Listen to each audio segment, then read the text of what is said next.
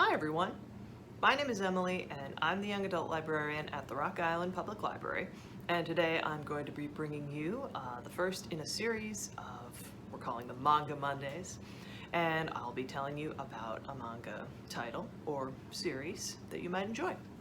And this first one is The Girl from the Other Side. And in this book you will be reading about a world that is like ours but a little different. Namely, there are these creatures that are called outsiders.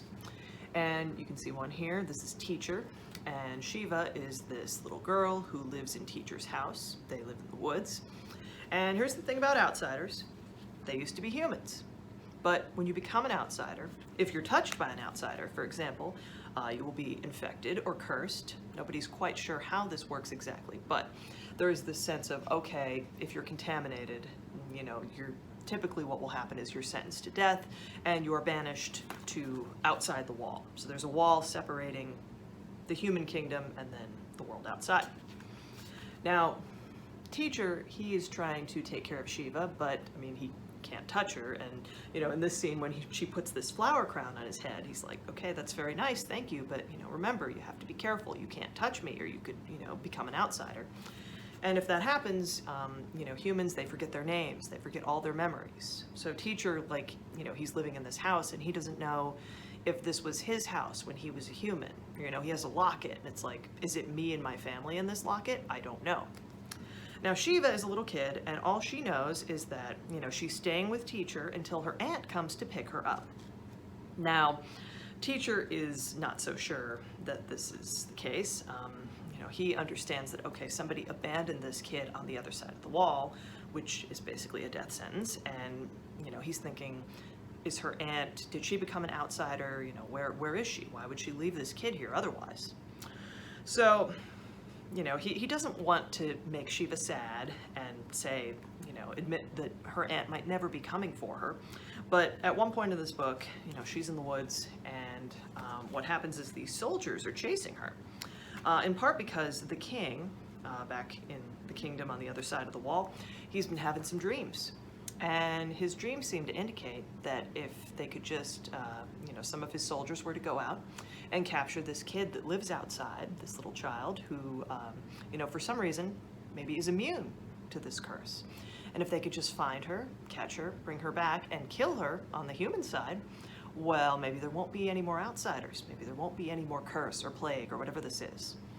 So, this is scary for Shiva. She's being chased by soldiers, but then, Teacher helps her. Teacher, stops her from being shot full of arrows. And I should say, even though, the outsiders, they sort of, look bird-like, they have horns, but don't think of this as being like feathers or fur. Whatever they're made of, it seems to be closer to, tree bark. Because, at one point Shiva has a dream about becoming an outsider, and you can see her skin kind of changing. And when these things die, outsiders, they turn into trees. So when Teacher gets shot, it's like, okay, well this is annoying, but I'm not gonna bleed out, I'll just pull the arrows out. But by the end of the first book, though Teacher has been able to rescue Shiva from the soldiers, one night, he hears this strange sound, so he goes to check on Shiva, and he finds that an outsider has gotten inside somehow. And what this thing does, you can see the branches starting to just come out of it. It's maybe near the end of its life. Teacher sees that the outsider has put its hand on Shiva's face. Now the strange thing that happens is that Shiva does not change. She doesn't become an outsider. And this obviously raises a lot of questions about how becoming an outsider works. And up till this time, Teacher has really avoided other outsiders, but now he's starting to talk to them and sort of understand, what they might be or how they might be interested in a human that is immune to this, because maybe she can help them somehow. So, it's a very interesting story. It has kind of like a fairy tale vibe, but it's this fantasy of, just this small human and this creature, making kind of a quiet, happy life together, and all the things that interrupt that or, threaten to destroy that. And it is a story, I've said when I book talked it, about, humans behaving monstrously and so-called monsters behaving more humanely. So check it out. And thank you for watching. I will see you again soon.